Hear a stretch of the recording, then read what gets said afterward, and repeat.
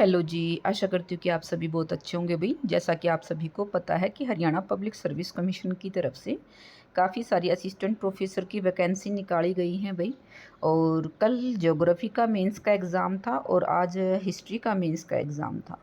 तो आप देख सकते हैं भई, ये कैंडिडेट की कॉपी है, क्योंकि एक क्वेश्चन पेपर जो है वो स्टूडेंट को दिया जा रहा है और जो आपकी आंसर शीट है ना, क्वेश्चन उसमें भी लिखे हुए हैं, लेकिन ये कॉपी अलग से आपको दी जा रही है, जिसमें सिर्फ 15 क्वेश्चन हैं आपके। इसमें आंसर शीट नहीं, क्योंकि आंसर शीट अलग से है ये। और 15 के 15 क्वेश्चन आपके कंपलसरी हैं। एक जो पहला पेज है उस पर लिखा हुआ है कि 15 के 15 क्वेश्चन आपको अटैम्प्ट करने हैं। तो ये 15 क्वेश्चन हैं। जो पहला क्वेश्चन था भाई, वो ताम्र पाषाणिक संस्कृतियों से क्या समझते हैं, इस युग के मनुष्यों के भौतिक स्थिति पर प्रकाश डालें। तो ये आगे सबके 10-10 नंबर लिखा हुआ है भाई, लेकिन आपको आप देखेंगे ना तो मोस्टली क्वेश्चन कैसे हैं कि दो दो के पार्ट में ही डिवाइड हैं। तो इस तरीके का पेपर आया हुआ था भाई, और ज़्यादा मुश्किल पेपर नहीं था ये। जो बौद्ध धर्म वाला है ना, उपनिषदों द्वारा आरंभ किए गए सुधार आंदोलन का तार्किक प्रतिफल था। ये +2 में से है भाई, यूँ का यूँ। गुप्त काल की साहित्यिक और वैज्ञानिक तकनीकी प्रगति का, यानी कि जो गुप्त काल को स्वर्ण युग बोला जाता था ना, उसके बारे में बोला गया है, साहित्यिक और वैज्ञानिक तकनीकी। ठीक है, साहित्य वाली उपलब्धि बतानी थी आपको और वैज्ञानिक में क्या क्या उपलब्धियां थी, ठीक है, वो वाली बतानी थी। इसके साथ साथ भी ऐतिहासिक साक्ष्य के रूप में संगम साहित्य, जो संगम साहित्य था उसके बारे में आपको बताना था कि दक्षिण भारतीय राजनीति, समाज और संस्कृति को समझने में वो किस प्रकार से सहायक थे। यानी कि जो संगम साहित्य है उनके द्वारा हम कैसे जो है दक्षिण भारत को समझ सकते थे। ठीक है, उसके बाद है भाई आपका अलबरूनी वाला। अलबरूनी के भारत वृत्तांत को रेखांकित करें। ठीक है, जो अलबरूनी ने भारत के बारे में जो जो बातें लिखी हैं वो सारी चीज़ें आपको करना था। तो आप इसको देख सकते हैं भाई। और इसके साथ ही बाकी का जो अगला क्वेश्चन था, राजधानी प्रदेश और राजकीय केंद्र पर विशेष जोर देते हुए विजयनगर के महत्व को समझाना था।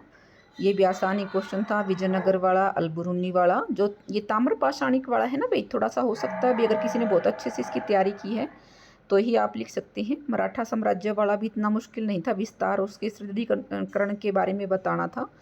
शेरशाह सूरी वाला भी आसान था। जनाना पद्धति क्या थी, मुगल काल में शाही महिलाओं की स्थिति पर प्रकाश डालें। जो जनाना सिस्टम है ना, ये एक बुक है भाई, उसमें सेम ये क्वेश्चन दिया हुआ था, मॉडर्न वाला। मेरे को रीना बता रही थी कि सेम क्वेश्चन दिया हुआ था।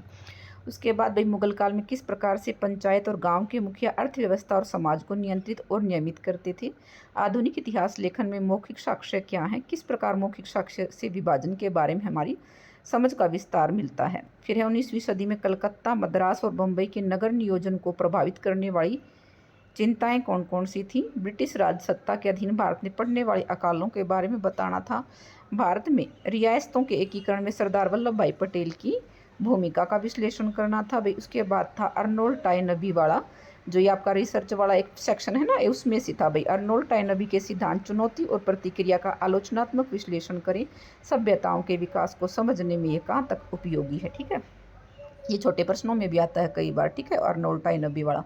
तो इस पर तरीके का ये आपका क्वेश्चन पेपर था ना। आप इसको ज़्यादा आसान बोल सकते हैं और टफ ही लगा के चलें भाई, इजी पेपर नहीं था ये, तो मुश्किल ही पेपर था। जो भी बच्चा इसमें अच्छा स्कोर कर पा रहा है उसका हो जाएगा भाई। अगर आप 14-15 क्वेश्चन, 13-14-15 क्वेश्चन भी अटैम्प्ट कर पाए हैं तो आप लोगों का आराम से हो जाएगा।